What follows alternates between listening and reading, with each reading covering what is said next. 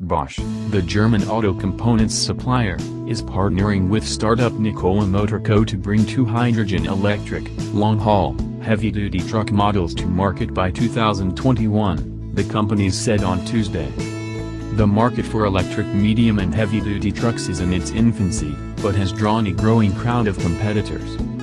Truck manufacturers such as Daimler and Navistar International, as well as electric car maker Tesla and a host of other new entrants, are racing to overcome the challenges of substituting batteries for diesel engines as regulators crack down on carbon dioxide and soot pollution. Bosch and Nikola will jointly develop a powertrain using Bosch's eAxle technology. Bosch, which had €73.1 billion $87 billion in sales in 2016, has been shifting away from traditional combustion engine technologies to zero-emission vehicles.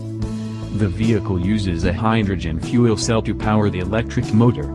Hydrogen fuel cells are easier and quicker to charge than batteries and have a longer range.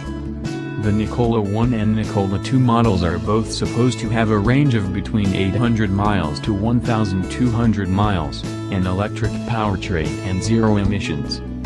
Bosch and Salt Lake City-based Nikola said the eAxle system will be paired with a jointly developed custom-designed fuel cell system, and hope the powertrain will achieve segment-leading performance at a competitive total cost of ownership.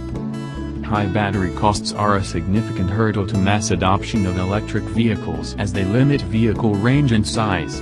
Industry executives like Navistar Chief Executive Officer Troy Clark say that in the short term, electric package delivery vehicles in urban areas with short, predictable routes will be the main area for competition until battery prices come down.